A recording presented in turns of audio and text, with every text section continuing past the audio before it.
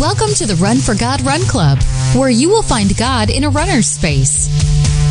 Welcome to the Run for God Run Club. This is your one stop each week to be motivated and inspired to get off the couch and onto the running trail, where you can, in turn, inspire others to do the same.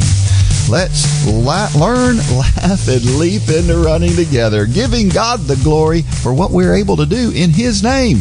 Amen. Well, I'm your running host, Dean Thompson. When we see and hear about a lot of serious health setbacks, we're going to talk about one today and the perspective we should have when or if it happens to you or somebody you know. Then we're going to talk about not giving up before you even get started. And joining me for those stories and so much more is once again Run for God founder Mitchell Hollis. Thanks for having me, Dean. It's been a good week, huh? It has. You know, I'm sitting here looking out the window, and I'd say we're a week away from peak fall colors around here, which is my favorite time of year. Absolutely. Cool mornings, kind of warm afternoons. It's supposed to get a little bit warmer this week, but yeah, this is my favorite time of year by far. Yeah. How was your week? I don't enjoy the after the colors are gone and I've got to clean up all those leaves in my yard. Yeah. But other than that, I really enjoy it. Yeah, you know, sometimes you got to jump and play in the leaves. That's right. Like a little kid. That's right. Yeah, my dog loves to do that. I bet. We'll get a big pile of leaves and she will take a running start and she'll just dive and just disappear into the leaves and come out the other side. Yeah. She loves it. It's great stuff. Yep. Yeah, and we've had a chance to get in some chilly runs, right? Yeah. It's been a little cool. And so, that's been nice. Yeah, these mornings it's been just right. Debbie kind of rained on my parade yesterday. I said, you know, I really feel like my fitness level has increased a lot in a short period of time over this last month. I'm feeling so much better when I get out to run. And she says, well, you think that's because it's cooler? Don't you love that? It's kind of like that time I swam downstream and I was all stoked about my swim time, and come to find out the dam was open a lot wider than they normally do at that time. And my wife let me know that. It's all good. All right. Well, how about a Facebook post from this past week? It comes from Countdown Mary Pavlik Priolo. She said, "For where 2 or 3 gather in my name, there I am with them." Matthew 18:20. Why do you run, club? Read that again. I'll wait. Why do you run, club? In an activity that is so individualized, in a sport that more often than not you are competing against yourself or at worst a clock, why do we join Run Club? Whether it be hashtag Run for God or local club or even a national run club, why do you run club? For me, it has become more than the running. It's the community. In general, being part of a shared space, whether physical or virtual, which gives people the chance to be inspired, solve problems, share humor, vent their frustrations, and share their achievements. People who stay within a community are the ones that agree passionately with its values and with these shared beliefs, trust, and togetherness. There's no limit to what they can do for their community.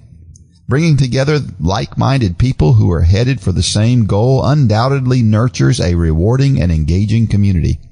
This beloved community here in Run for God does all the above for me and then some.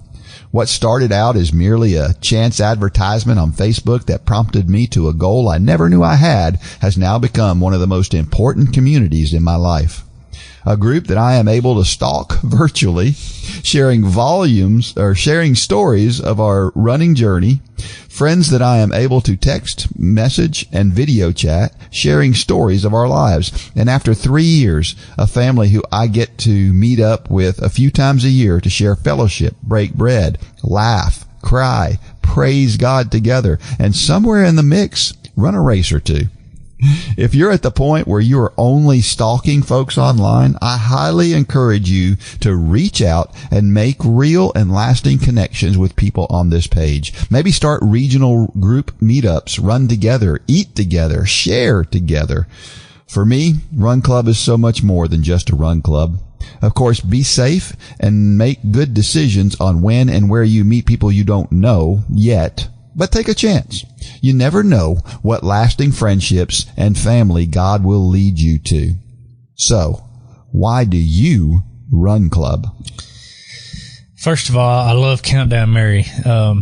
She's kind of endearing to our team. Yeah. But I sent this message to Kevin and Travis yesterday. I said, this is what Run Club's all about. And it is. She basically in a couple of paragraphs just embodied what Run Club is all about. And the crazy thing is, what was the last on her list? The running. Yeah. It's all this other stuff. It's and everything. We'll get in a race or two. Yeah. And it's so true. I've seen the pictures of Mary meeting up with people, and she really has, taken full advantage of, I want to say what we offer, but so much of it is not really what we're offering. Yeah. We're providing the atmosphere for these things to take place. But she's taken full advantage of that, and she said it's the most important community in her life. That's incredible. I mean, that's very humbling. Yeah. For us to sit here and to be part of that. Mm-hmm. But so for all of you out there who are a member of this club and you're just kind of sitting back and stalking, yes, that's one of the things that Mary said, but the biggest thing is getting engaged and getting to know people and messaging people. And she's right. You gotta be careful, but we do a really good job of vetting people. We don't just let anybody in, especially to the social pages. But yeah, I mean, it's validating to me to hear stories like Mary's and to hear the comments like Mary's that, we've been saying it a lot around here lately. There's a lot more than running going on here, and it's really cool to see. Yeah, we pray. Before we do this podcast, we pray for God to use us in a way that is glorifying to Him. And it's good to know that the stuff that we do, we work pretty hard sometimes, a lot of hours and putting stuff together and doing, and it's so good to see this kind of a message. Yeah. People really appreciate all that. And, it just feels good to be part of any group that loves and supports you. And I just don't know. I don't know that I've ever been part of a group a group of people that didn't really know, family obviously is one thing. Your church that you hang out with every week, that's one thing. But this is a group of people from all over the country that before didn't know each other. Well, and not only that, it's completely different backgrounds. Yes. I mean, I know I can say we've got people from all different backgrounds, all ages, all ethnicities, all political views, but none of that matters. Nope. I mean, I don't know. I mean, we've had to take some things down on the groups before because a few people have gotten out of line a time or two, but political talk, a lot of the things that you're hearing in the media today that is just completely dividing our country, you don't hear that. Nope. And not to say that people don't have different views, they do, but this isn't the place for it, and they know it, and we can all get along. You and I have completely different views on some things, but in the end, that doesn't matter. Yeah, we love each other, we're friends, and we choose to focus on what brings us together rather than what divides us. That's right, and it's awesome to see that. Every time I log on to Run Club, it's just so encouraging to see because, I've gotten to know some people and you kind of know, a little bit about their background just by talking to them, but that's not the focus. And our society wants to make that the focus nowadays.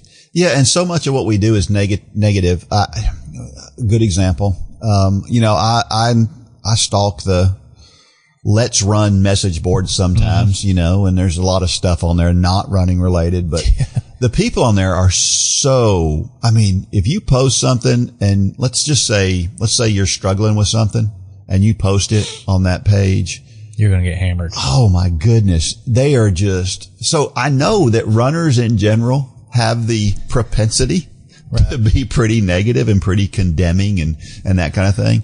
It never happens. It just doesn't happen. It doesn't. On the Run Club page, you just don't see it. You see when somebody's struggling, it's like they get that much more support behind them saying, you got this, you're good. And it's just so good to see people building each other up. Yeah.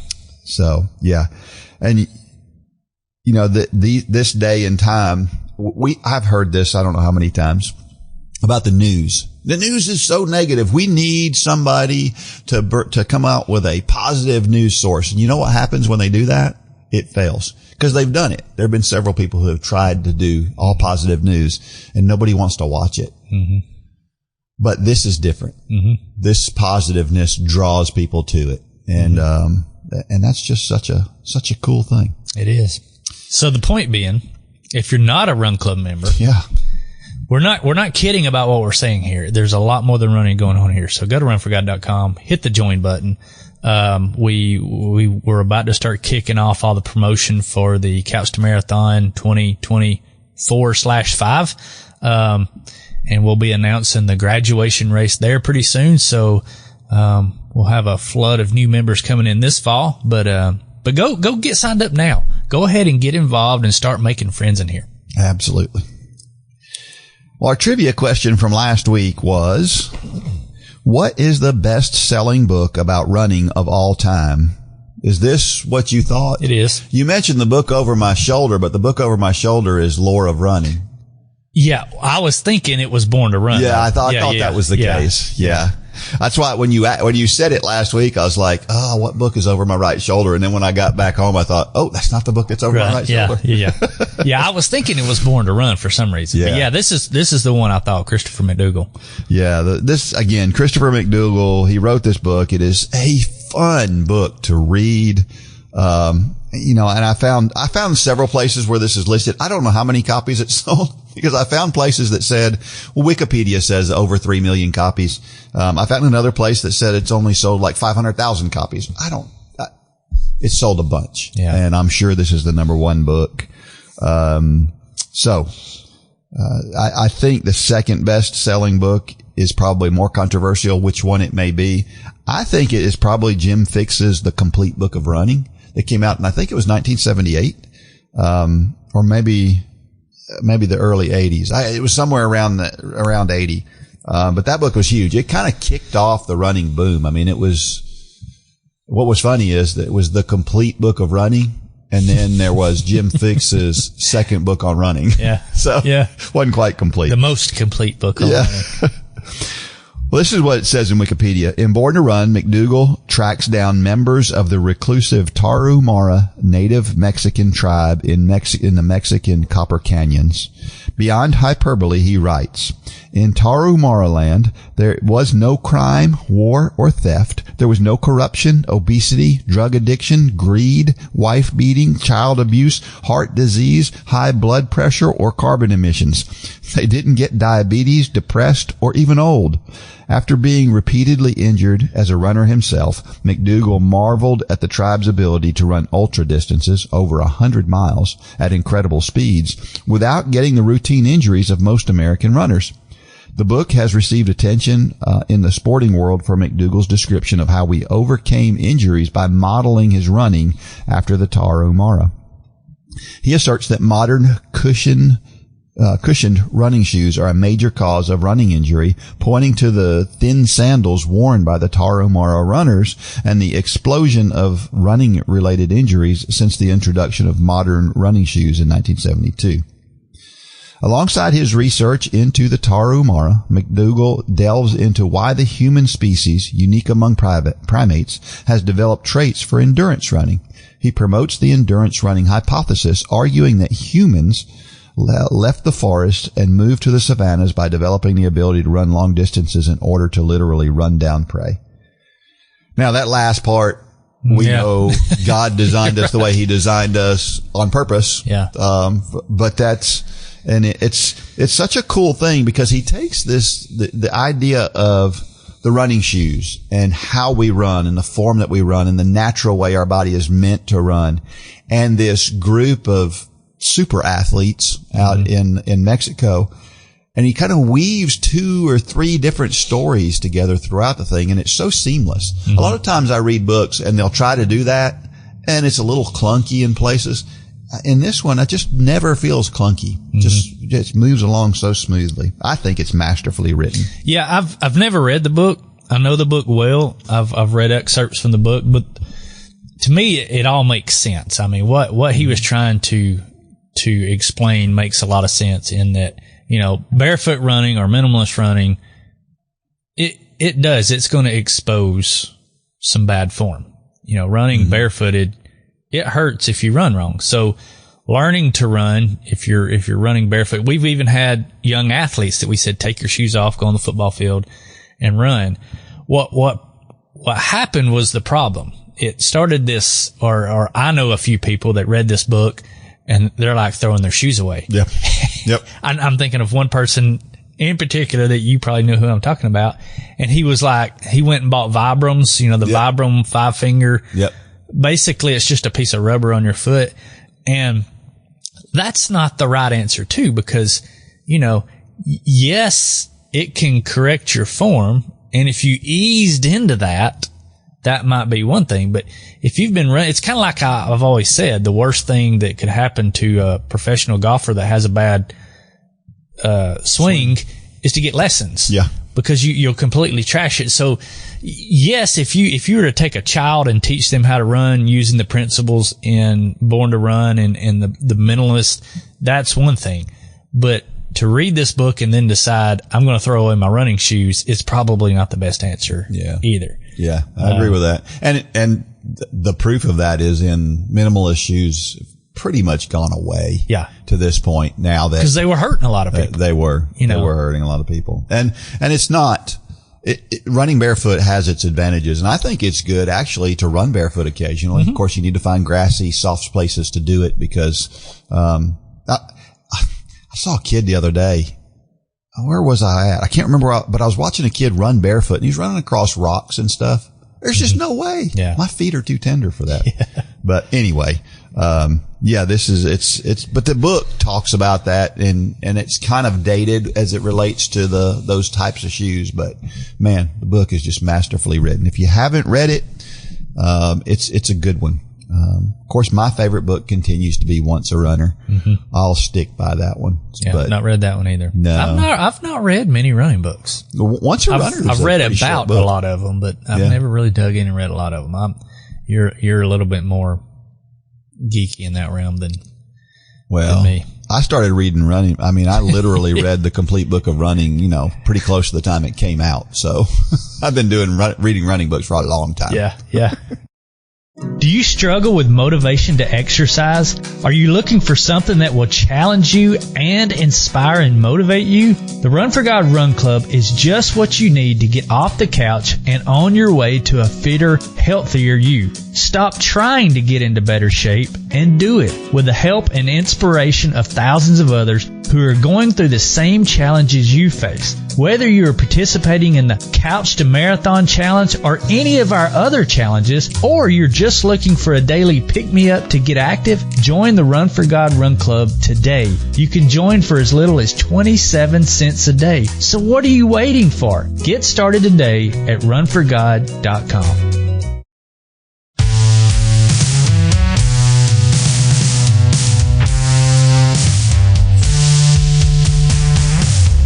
All right, we're back. A couple of things. First of all, we were talking about joining Run Club. If you're not a part of Run Club, one thing that you do also get with Run Club is not just the community, but you also get Thursday nights. Thursday nights, we come on live and we talk about a particular running subject. Mm-hmm. We're talking about food this past week. And so, and our diets and kind of how God looks at our diets. And so sometimes it's kind of Bible related, but also running related, and sometimes it's just pure running stuff. Right. And so, it's good information, I think. Sure. Of course, I'm a little biased because I'm presenting it, but I think it's good. The other thing I want to say is we need stories. Yeah. We are running low on stories. So if you haven't submitted your story and you've just kind of had it on the tip of your tongue or the end of your fingers, go ahead and get that thing submitted and send it to us. And it probably won't take long before you're on the podcast. So send it to us quickly. All right. Well, I saw a recent post that asked this question. Why do so many people call a structured run a fartlek? And I love seeing this post because you know me. This is a pet peeve of mine. And it was so just good. One of many. Yes, that's true. That's true. But you know, a fartlek is a very particular kind of run. Sure. And some people say, you know, they're going to run, 2 minutes hard, 1 minute easy and alternate that. And they call that a fartlek run. And that's not a fartlek run. That is an interval run. And it bugs me when people call it a fartlek run. I don't know why, but. See, I would be the person to do that. Right. You know me. I would be the person to say, I'm going to go out and do 2, 3, and it's going to be a fartlek run. Yeah. I would be that person. You would be. Because it's two different kinds of people. So the question I've got. Yeah. And this is probably going to make us dive off into an abyss that we can't get out of. At what point does it become an interval run and not a fartlek?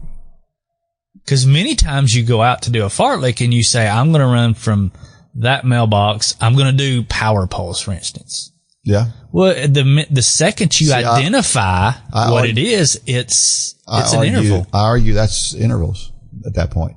Fartlek is completely unstructured. Fartlek means I go out and I haven't decided how fast or how long I'm going to run at any particular pace. I don't even know what paces I'm going to run at. But you may not know you're going to run those power poles until you go out. Yes. So at what point does it become interval? If it's not consistent all the way through the run. In other words, if I'm running power poles for a mile and then I'm running to mailboxes on the next one or something else, then then it's a fartlek. Yeah. But I typically just go out there if I'm doing a fartlek run, a true fartlek run, I'm just going to go out and I'm just going to run and I'm going to go, okay, it's time to pick it up, and I'll pick it up and I'll run hard, and I'll determine as I go, how hard do I want to run and how long do I want to run. Is that right brain, left brain? Yeah, maybe so. I don't know. Cause you know me, I'm playing spontaneity. Yeah. Yeah.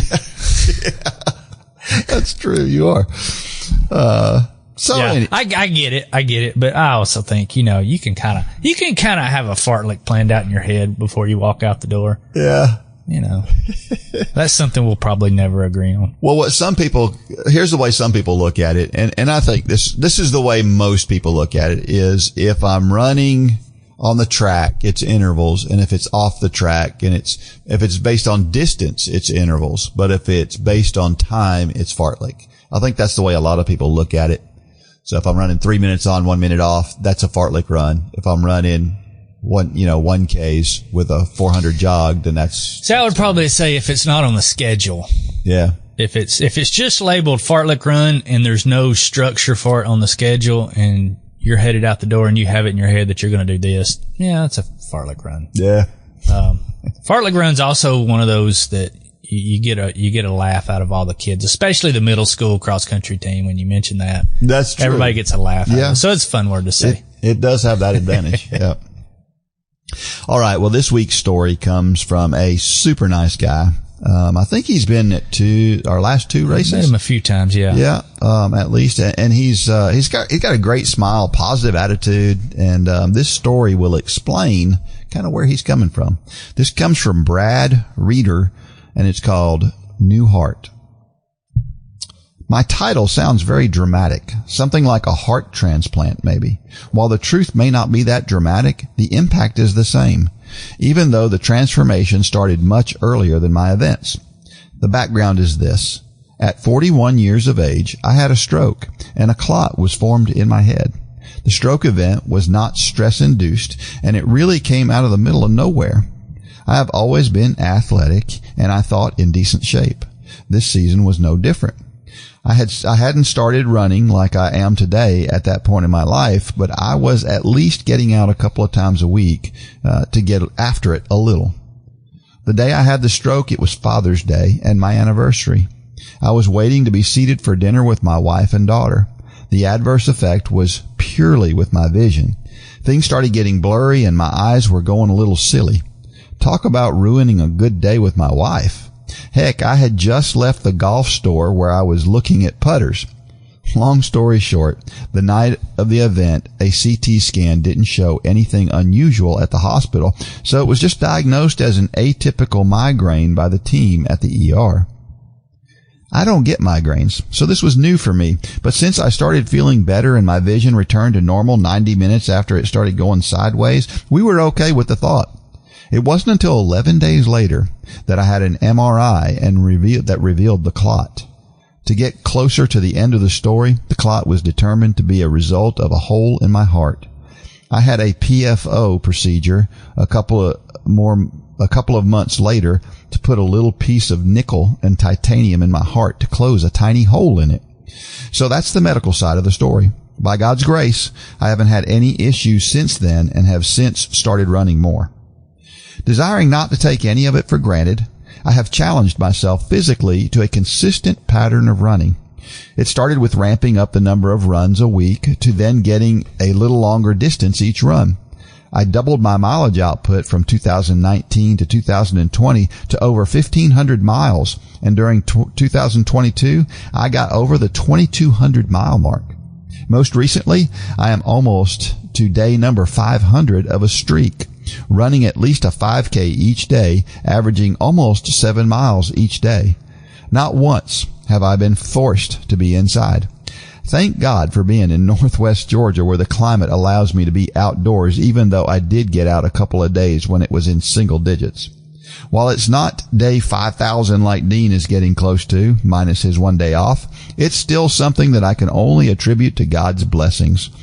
So my new patched up heart is most especially on a spiritual journey. The change of my heart of stone, the work of the new covenant, and transformation when I am made new in the image of Christ. Thank God for transformation. Thank God for another opportunity to take a breath, love, and serve those around me. I so thank Him for an understanding wife, 2 children, and the Spirit He has placed inside me and many of us. Lord willing, I'll keep the streak going, and the heart will continue pumping as expected. But if God has other plans, we will rejoice in that as well. It's a great story, Brad. Yeah. We always like to comment on how young people are when old people things happen to them. So having a stroke at 41, that's always, wow, he was so young. That's our first thought whenever that happens. But it crosses my mind sometimes, that, gosh, when somebody who is seemingly as healthy as Brad is has something like this happen, I take a look at my own life and I wonder, man, is it worth it to keep myself in shape? And of course the answer is yes. Sure. This might have happened at 35 if Brad hadn't been in pretty good shape. But those are things. But the greatest thing about this is how he realizes that it's all in God's plan. And that's what we all have to realize, right? Sure. Ezekiel 36:26. I will give you a new heart and a new spirit I will put within you. I will remove from you the heart of stone and give you a heart of flesh. He goes on to say, this one is self-explanatory. Thank God for trusting us with a new heart and not my selfish, hardened heart of flesh. So the new heart he's talking about here is the projection of Jesus who's coming. He is the new covenant. And Ezekiel's talking about a time when the Israelites are going to come back to the promised land and things are going to be made new. And Jesus was the fulfillment of that promise, right? And let me bring up something here. It may sound a little harsh, but I struggle with this myself, so I'm really talking to myself. If your heart doesn't change at the point that Jesus is part of your life, you have to wonder if you have a new heart, right? So many times we see somebody who prayed a prayer, but their heart doesn't change. If God comes in, your heart will change, period. And if it hasn't changed, it's a good idea to go back to the drawing board and take a look at that relationship, don't you think? I do. Yeah. This is a hard subject to talk about because, you and I are not in the seat of judging. Right. But you're right. Yeah. Scripture's pretty clear that repentance is turning away. It's an about face. Right. It's an obvious change in somebody's heart. Now, does that mean that at some point you can't backslide, as we like to call it. No, but there's got to be a change. There's got to be a change in your heart. You know, that you may not act the way you should immediately. There are things that, you know, could take time to work out as far as your lifestyle and things like that. And that's why anytime that I'm asking the question, do you know that you know that you know? You know, especially if we're in a time of prayer, I ask people to have that gut check. You know, what are you feeling inside right now? Because God will confirm in your heart, many times in your gut, where you are. Do you have, when you hear those words, do you know that you know if you died today, where you'll spend eternity? Mm-hmm. That conjures up one of two feelings: peace, or consternation, stress, worry. Yeah. Whatever adjective you want to put on, not adjective, whatever word you want to put on that, it's going to conjure up one or two sides. And it's a stark difference. Yep. I don't feel like it can be, numb. You know, if you really sit down and you think about that question, you're going to have one of two things: peace or not peace. And that tells you all you need to know. You know, we can get into, did you say a prayer? Did you do this? Can you remember back when? All these different things, but, and I get why we ask those questions.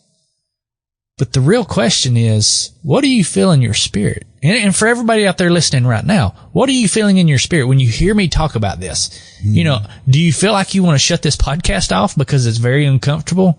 Yeah. Then that should tell you something. That really tells you all you need to know. Yeah.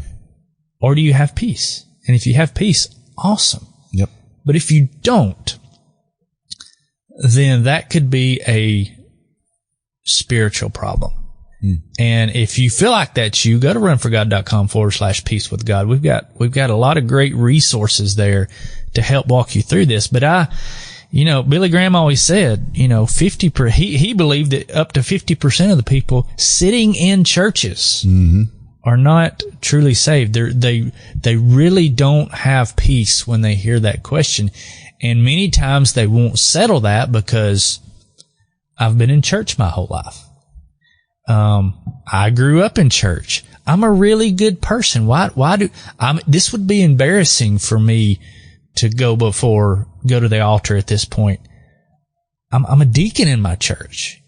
You know, all these things that the devil will use to keep us sitting in that pew instead of going down and nailing down their salvation, he will throw at them.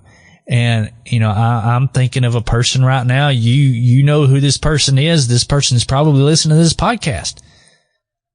Was a leader in their church for decades and came to the foot of the cross. And that was me. You know, I thought I was saved when I was a little boy, and, you know, but I never had peace. Every time I heard these sermons, and the sermon that finally brought me to the foot of the cross was a sermon that a guy was giving about the weeds and the tares, the wheat and the tares. And I realized I'm an imposter. Yeah. And I couldn't sit there anymore. And I went, and it was immediate. Yeah. It was an immediate change. Now, did my lifestyle change immediately, everything that I was doing? No. But your heart did. My heart did. And my heart to want to do better changed right then. And so over time, I did do better. Now, you know, people have habits that are still hard to break even after salvation. And that's something many people have to work through. But the heart is the question, and the heart is something that you know when you hear that question. If you died today, where will you spend eternity? How does that question hit you? Are you at peace, or are you not at peace? And that's really all you need to know. Yeah. Amen. Hebrews 12:1. Therefore, since we are surrounded by so great a cloud of witnesses, let us also lay aside every weight and the sin which clings so closely, and let us run with endurance the race that is set before us. He goes on to say, while I may not be running as far as some, it does take endurance to take that next step. It's a challenge and a hope that God will continue to provide the strength for that next step. Of course, you know, the beginning of the 12th chapter of Hebrews is right after the author runs through this example after example after example of what faith looks like, what good faith looks like, right?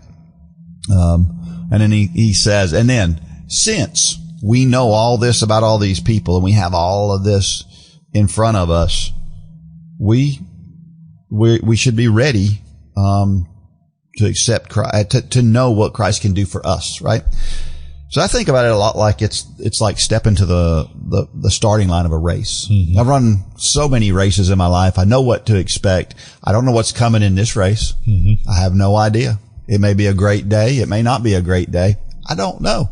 But what I do know is all those other races I've run before, and I know that everything's going to be fine because I've got all that history. And that's kind of what he's talking about with our faith is we know that God's going to take care of us because he does take care of his own. Well, and he did. I mean, yeah, chapter 11 is what many people call the heroes of faith. And it's talking about all the people who have gone before us, who have stepped out in faith, in many instances, much more than what we may feel that we're being called to do. Mm-hmm. You know, people like Abraham. I mean, pack up and move. And I'm not telling you where you're going, Abraham. He's given us those examples. And then he's also saying there's people around us in our own life who are, sorry, that fire truck just really distracted me coming by right there. There's people in our own life who are there to cheer us on. And that's why it's so important to surround ourselves with those people so that we are encouraged not only by those who have gone before us in Scripture, but those who are around us today. Mm-hmm. Amen. 1 Timothy 6:6-7.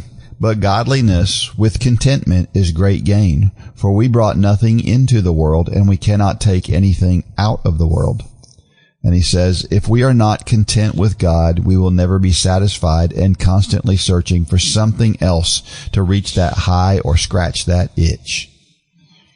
And this one hits home for me because, you know me, we were just talking about this. I'm not always the most content. And most of the time it's because I'm trying to get to the next thing. Sure. And I'm trying to, and that's, if we're complaining, quite simply, we're not content, right? Yeah. And I tend to complain too much.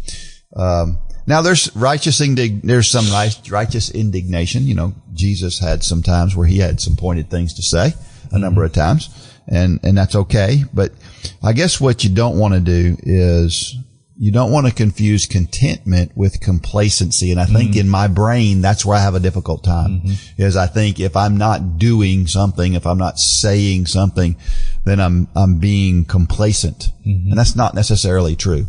And so that's just it's a challenge for me, to try to overcome that and realize that I'm not being complacent if I don't react to something somebody said. But on the flip side of that, and this is the other side you have to look at, you know, having goals and desiring to do good and reach milestones is not a lack of contentment. Yeah. That's kind of the other side of that. Right. We get those conflated. Contentment is being happy where God has you right now. You know, you may be striving to run whatever time in your next 5K. And that's great. But are you happy where God has you right now? You can still have a journey. But so many people, when as soon as you ask this question, or you made this statement at the end, if we're not content with God, we'll never be satisfied and constantly search for something else to reach that higher, scratch that itch. I just started thinking about what is the majority of marketing out there right now? It's telling us that there's something to scratch that itch. Yep. And it's not out there. I mean, you think about, you just think about all the wealthy people out there that you've heard of that have come to know Christ, and that they said that.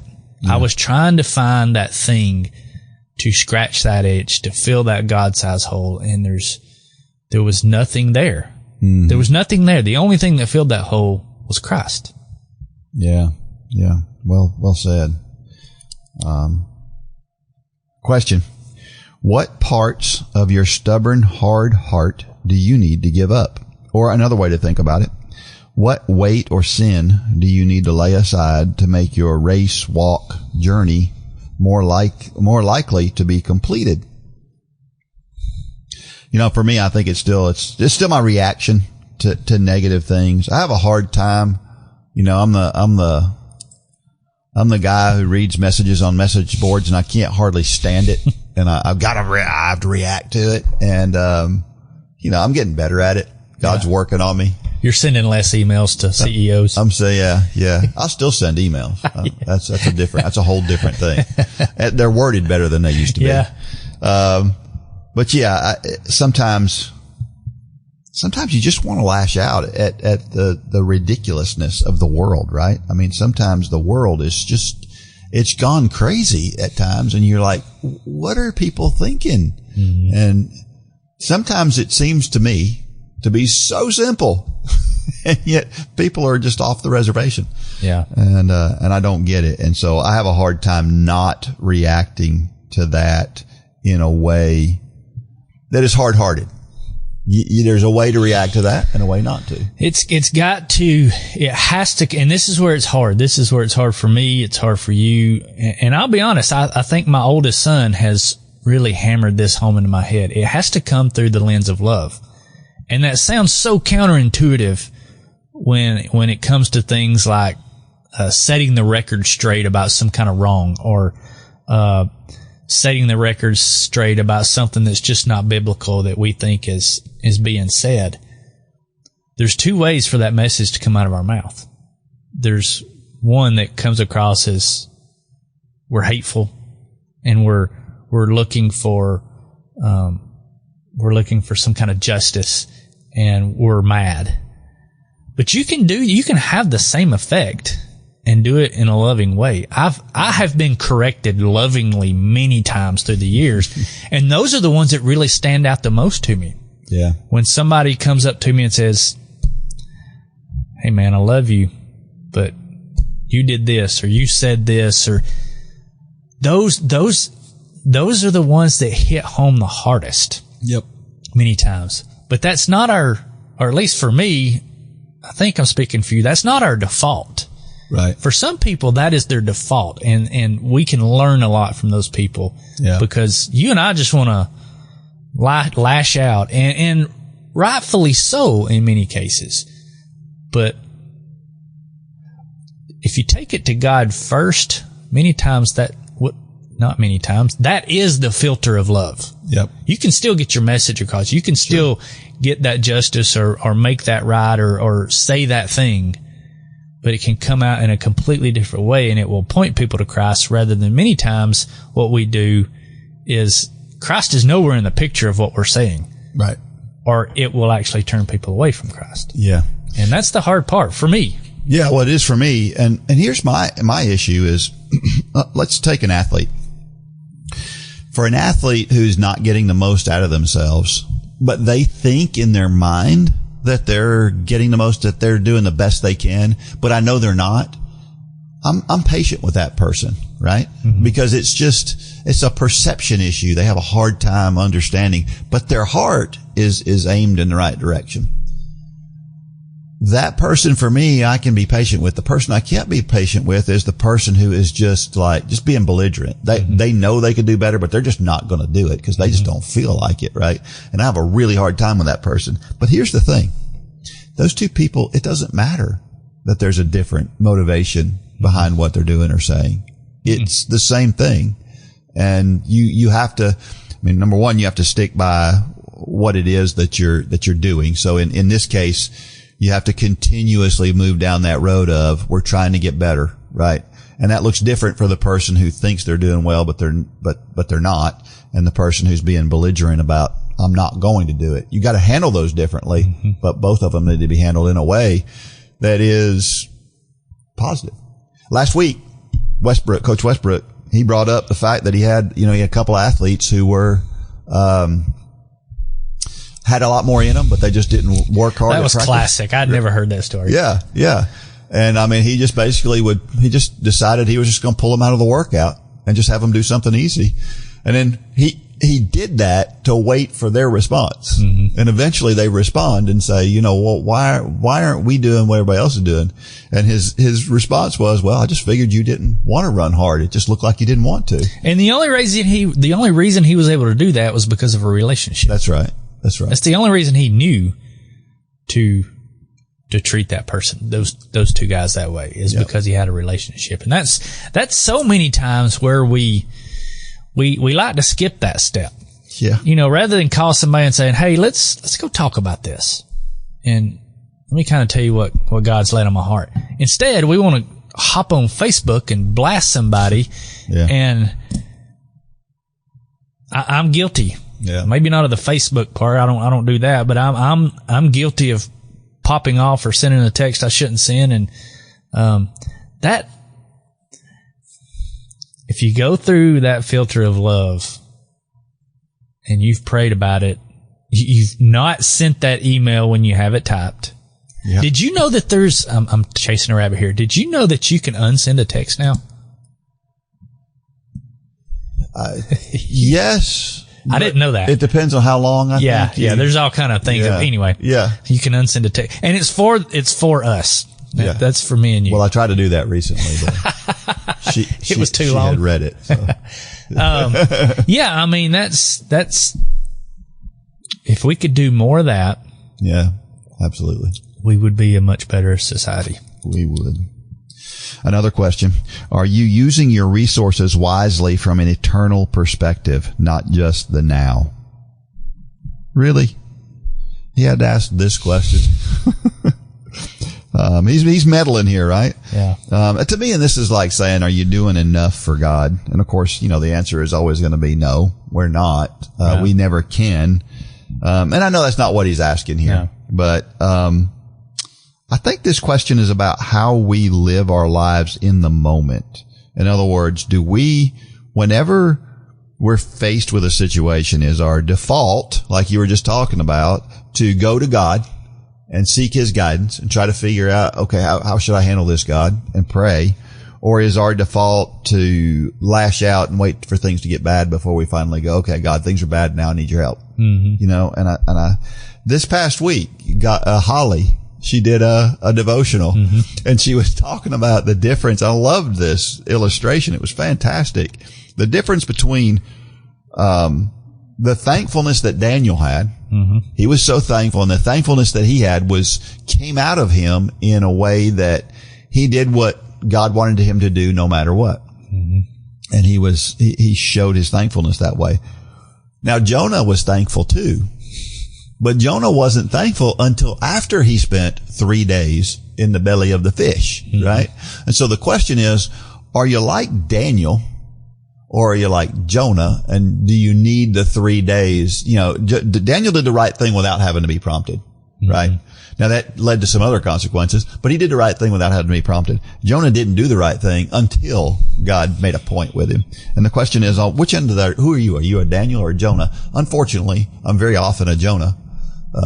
I think I'm more of a Daniel than I used to be. And I think that's the important thing. I think, are we learning from those Jonah moments?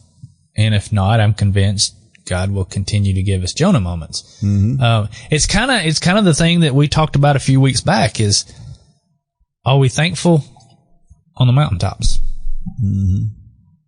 Are we staying close to God on the mountaintops? That's very convicting for me to say it. Yeah.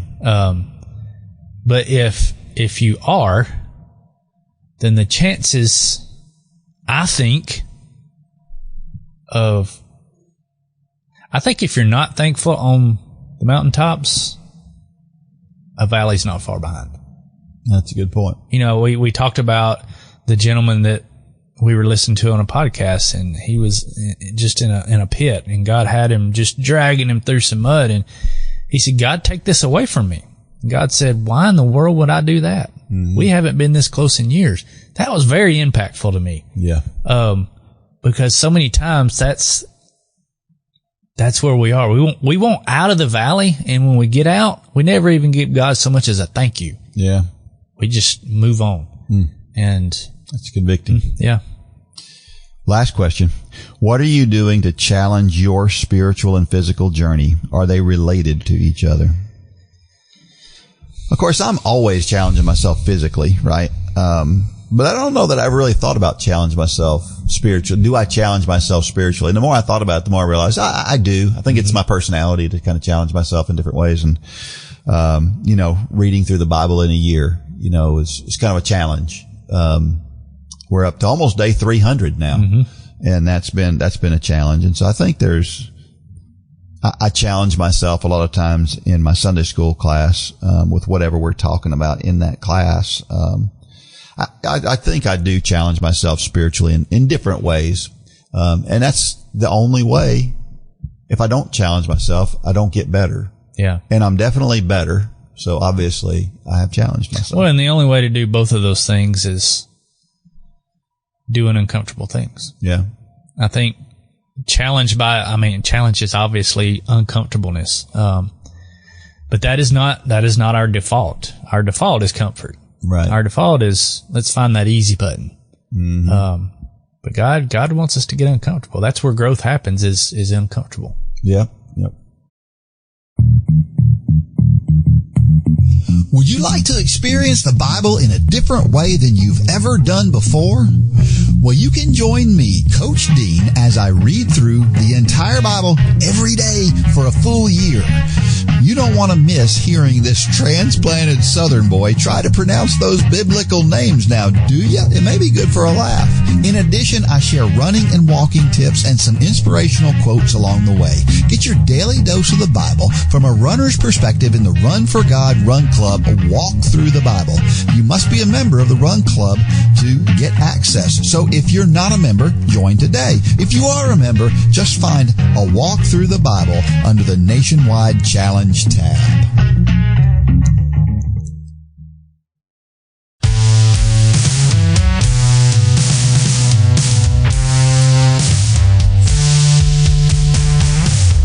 All right, we're back. Well, don't you always wonder what the next training breakthrough will be? I was listening to a podcast recently, and they were talking about this. This is really interesting. Tata Consultancy Services, or TCS, I believe they're the ones that sponsor the New York City Marathon, is using the virtual world to clone somebody's heart. So what they're doing is they're taking Des Linden, who is, she just broke the Masters record. She just ran 2:27 for a 40-year-old. That's incredible. Wow. But what they do is they make a digital replica of her heart, and then they subject that digital body to different training stimuluses, to different foods and things like that, nutritional things, and then see how her body reacts to that in the digital world. And then supposedly that translates to physically making better choices in what you do with your diet and with your training and with all the other things. So I don't know. What do you think about that? I'm a little skeptical. I don't like it, which is usually my default answer on anything that kind of goes down this road. I think I don't really understand the purpose. I mean, if Des eats McDonald's every day for a year, her running is going to suffer. If she eats fruits and vegetables every day for a year, her running is going to improve. Well, for these kind of athletes, though, you're talking about getting down into the nitty gritty and going, okay, is it, what's the difference between me eating? But I don't understand how they can actually do that. I mean, that's my point. The complexities of what God has done inside our body can't be replicated on a computer. We've been trying for years. We've gotten pretty close. Yep. As of late, it seems, but it's never going to be replicatable in the digital world. I mean, yep. Everybody minutely metabolizes things different, and we think different. And that's why I'm skeptical for that very reason, because I just don't see any way for you to be able to replicate. Yeah. I mean, there's already been, it's not diet companies, food. I'm thinking it's not Weight Watchers, but companies like Weight Watchers where they're letting AI prescribe meal plans. Yeah. Have you heard about this? No.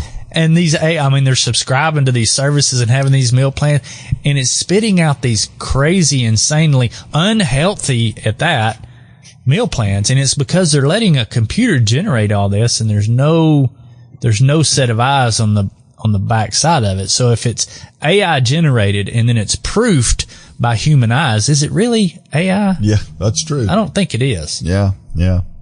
Well, and I think the most important thing that we have to work on is not in our physical bodies. I really think the most improvement we can make is in that what Tim Noakes calls the central governor, our brain. I think that's and there's no way that we can replicate what our brain does, thinks, or anything. Sure. Because I think that's of course, maybe there's a placebo effect. If you think that using this, it may help your brain, right? In that effect. I don't know, but I don't know. It's an interesting thing. I would be interested to see if there's a way for them to figure out how can, the thing that limits the amount of physical activity you can do is the number of muscle fibers you can recruit, motor units. And if you can increase the percentage of motor units that you can recruit at any one time, then you would be faster, better, more endurance. You'd be able to do things better. If they could figure that out, then maybe that would be a huge hack. I don't know, but until then, I'm skeptical. Yeah. All right. It's a time for Dean's Thoughts. And that's a time when I share something I've written about the intersection between running and faith. Well, this week is about a reframe. Have you ever given up before you started? I would have said no in the past, but I rethought about it. This one's called Just Enough to Get Started. Have you ever had one of those days when you wrestled in your mind with running or not running? We all have. I've only missed one day in over 4,400 days and have had those thoughts, so I know everyone else has them. Do you know what keeps me going? I don't want to give up before I start. If you have ever decided not to run, you have given up before you ever gave it a chance. After all, you may have an idea of how you will feel, but we've all had those days when we feel better than we thought after we start running. So why give up before we start? By way of full confession, there are days when I go out the door with full intentions to run 8 miles only to cut it short and run 5 or 6. I've put the running clothes on, taken that first step, and found I felt worse than I thought I would. That happens too. The difference is that I still ran. Have you ever considered going out to run and see how you feel instead of giving up before you even start? You may be surprised what you find out about yourself if you will. As a matter of fact, if you will commit to that first mile, I guarantee you will have some runs that feel good even though you don't think they will. And in the end, you'll feel far better about yourself and your ability to follow through, not just with your running, but in other areas of your life too. In the book of 1 Samuel chapter 11, there's a story about a city named Jabesh. They wanted to give up. As a matter of fact, they were so committed to giving up that they had agreed to have their right eyes gouged out just so they could reach a treaty with their oppressors, the Ammonites. In other words, they were giving up. But they decided to try one last thing. They sent a message to Saul at Gibeah to tell him about their circumstances, hoping that he could do something about it. Of course, Saul sent his men to take care of the Ammonites, and Jabesh was saved. That last effort to send out the message paid off. Sometimes we just need to use the last of our energy to get out the door and start the run. It always amazes me how badly I can feel when I begin a run only to find myself running fairly comfortably 10 minutes later. But I would never have experienced it if I hadn't forced myself out the door. Sometimes our greatest victories lie in using the last bit of energy we have to get started. The men of Jabesh were tired of the fighting, so tired they were willing to be maimed to make it stop. But they used their last bit of energy to reach out for reinforcements, and it paid off. I think God wants to see our commitment before He sends His help, even if we're down to our last request. The next time you have trouble finding the energy to run, don't worry about having the energy to complete the run. Just tell yourself you have enough to get started, and you just might find you have enough to finish. It's a great story, Dean. Yeah, I don't know how many times I've headed out the door thinking this is going to be a train wreck. Yep. And I've always told people that first mile, just chalk that up as horrible. Yep. Because many times that's what it is. But there's also been times that I've headed out the door thinking this is going to be incredible, only to get a mile in and realize, this is going to be terrible. Yeah. So it's funny how that happens. Yeah, it goes both ways for sure. I listened to a guy who talks about, he talks about a lot of these reframe things, and he says one of the things that he discovered early about working out, and he's kind of a fitness fanatic, I guess you'd say, or consistent in his fitness journey. And he says that what he does is on those days when he doesn't feel like it, he goes ahead and puts his workout clothes on anyway. Mm-hmm. And he says very often just the act of putting on your workout clothes makes you feel differently about going out there and doing it. Yeah. So sometimes it may be just put on your running clothes, put on your running shoes. And it's funny. There's times where sometimes I'll put on my running clothes, and my intention is to do something else before I go run.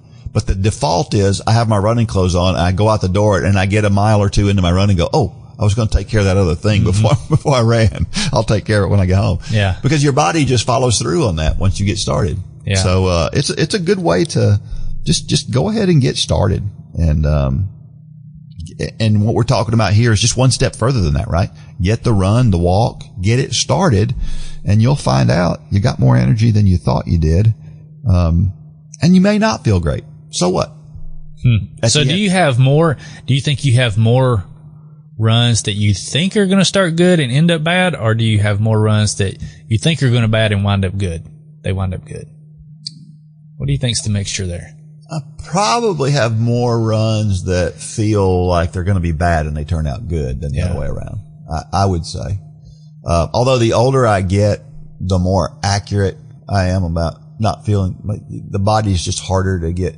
But I've always been amazed at how sometimes the first quarter mile can just, my breathing is out of control. My legs hurt so bad that I just feel like I can't hardly hold myself up.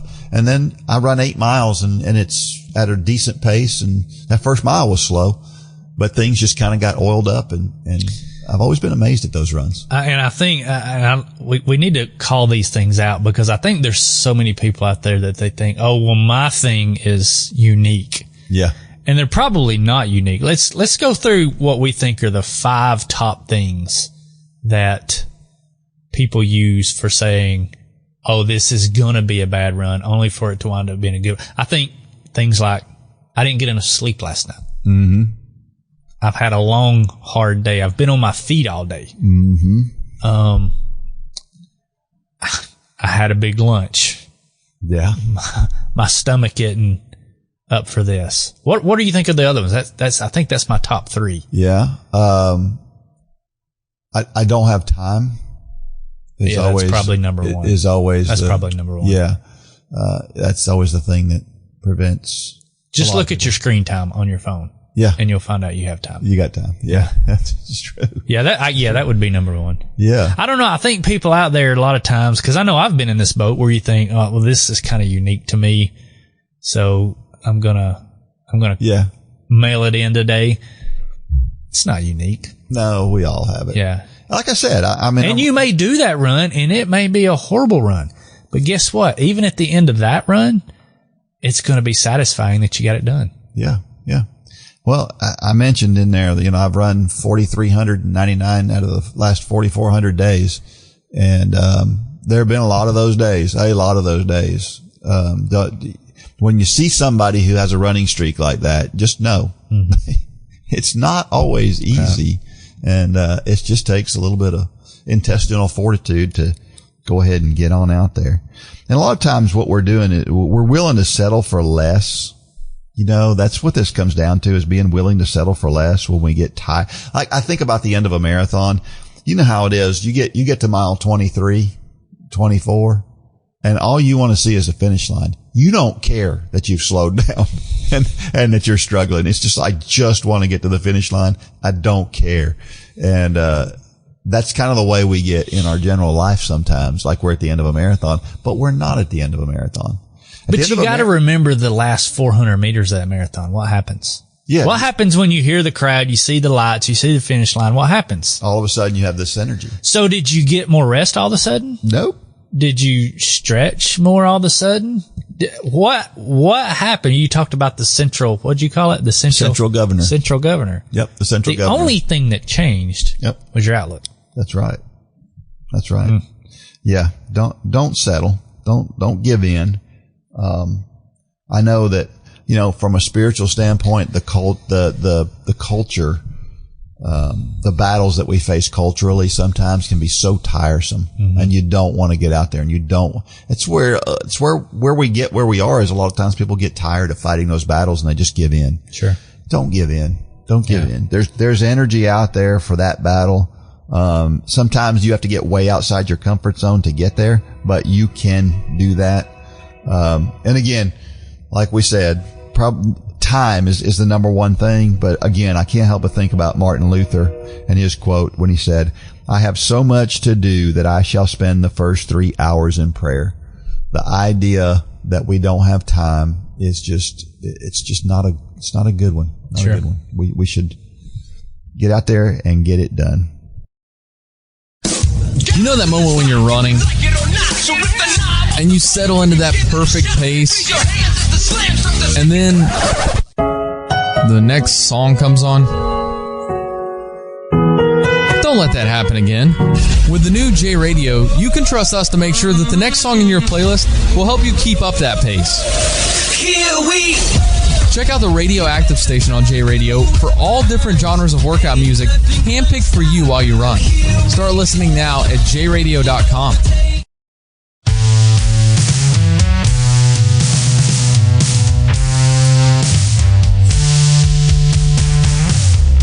Every week I share a reason why running and or walking is so awesome. And here's what I think this week. The race never ends. When you reach a finish line, it is a finish line, but you're not done. There's still more running to be done. There's still more walking to be done. That's right. So we may run that marathon, but then we're going to take a few days off and we're going to go, what's next? Right? And Run for God, we've always been about doing more. It's from the 5K to the 10K to the half marathon to the marathon. The Run Club, is the next step. It keeps us going. Reminds me of a quote I shared a couple of weeks ago. The race is not always to the swift, but to those who keep on running. Again, there is no finish line. All right. Well, there's a sad story coming out of Kenya. This past week, Titus Akiru, he's the number 6 fastest marathoner of all time, tested positive for performance enhancing drugs. And not only that, but they also caught him trying to cover it up along with a doctor. And so he's been banned for 10 years. So he's pretty much done with his running. And it's sad to see so many of these Kenyans being popped over the last few years for drugs. But the positive side of that, and I think there's a silver lining in this, because I think Kenya is working really, really hard to try to weed out these folks that are doing things they shouldn't be doing. And I think that's a good thing. So, whenever you hear that, I could try to look at the positive side of that. I used to be a big baseball fan, but I look back at the era of the steroids when everybody knew what was going on, but everybody was just turning their head the other way. And then baseball finally got serious about it. And now baseball is probably a better sport today because of that. Is it as exciting with it, when somebody can't hit 72 home runs? No, but it's a more honest game. Right. And so hopefully we're catching this early, and we're not going to get to that point where it's like baseball was at one time when it was frustrating. Well, it's cross country season. Things are heating up from a cross country standpoint. This past week was the Nutty Comb Invitational. It's probably the most prestigious cross country race of the year. It's up in Wisconsin. And they have this every year. And most of the best teams in the country are there. I don't remember what it was, but it was like 18 of the top 25 teams or something, just the majority of the best teams in the country show up. And Northern Arizona is crushing it. You know, the guys have won six of the last 7 years. They've won the national championship. So it's no surprise that they're ranked number one. But the women of Northern Arizona are now the number one ranked team.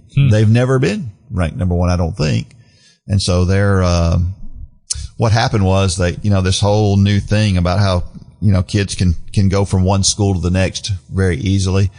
They wound up with 3 girls from the University of New Mexico, and the University of New Mexico had one of the top programs in the country. And so they're the number one team right now. They're ranked number one. What is the rule? What do you? I don't know if I know what you're talking about. The rule where they can go one school to the next. Yeah, it used to be that you couldn't. If you transferred from one school to another school, you had to sit out a year. Oh, you lost a year. Okay. Yeah, you don't lose that anymore. I got you. Now they can compete. So, they're doing it. And more often now. We see it in the other sports too. Sure. If you're a college football fan, you've seen it happen in college football. But anyway, they're number one. They're actually ranked ahead of NC State now. NC State is 2-time defending champion. And, I think, my opinion, NC State's going to get the last laugh. I think NC State's still going to win the NCAA title. You got Caitlin Toohey there, and I think she'll win it, although Parker Valby handed her a pretty good defeat here at the Nuttycombe. She actually set the course record at Nuttycombe, and it was raining that day.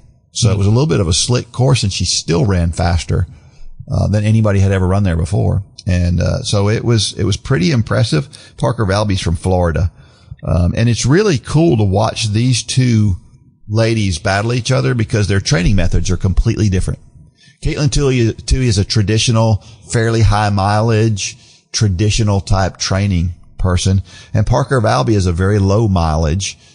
She tended in her early years to get injured fairly quickly. And so her mileage is very low, but she spends a lot of time doing other things, supplementing her running, which Caitlin Toohey doesn't do as much supplemental stuff. So it's interesting to see those two battling with each other. And we've said it before. There's no magic in a plan. It's a lot of times it's the way we get there. But there is magic in figuring out how individually you get somebody from one place to another. How we individually, the different things that we do, what's best for me is different than what's best for you. And, figuring that out is probably the toughest thing in the world. Sure. So, Valby Mania, they call it on the Let's Run message boards. Valby Mania. Yeah. All right. We have a trivia question for this week. Is it true that the more you run, the better your immune system works? Is that a true statement? The more you run, the better your immune system works. If you know the answer to that question, send it to dean@runforgod.com. Be the first person to answer, and you will win $20 off in the Run for God store. So that's an interesting, intriguing question, don't you think? It's a good one. All right. I'm going to leave you with this motivational thought of the week. It comes from Ricky Rogers. She's a writer. She said, strength doesn't come from what you can do. It comes from overcoming the things you once thought you couldn't. Pretty good, huh? Doing hard things. That's the basis for how we grow physically, mentally, and spiritually. So, that's where strength comes from. Yeah. Doing hard things, right? Do hard things. Do hard things. All right. We are down 188 Run Club episodes. Crazy. Seems crazy, but we so appreciate you listening. Make sure that you're sharing our podcast. Remember, we still have that goal of 100,000 downloads by the end of the year. We're a little behind that goal right now. So we got to have a good finish to the year to get there. So help us out, and hopefully we'll get there. All right. Until next week, may God bless every step of every run and or walk. Go out there and shine your light. Good job, Dean.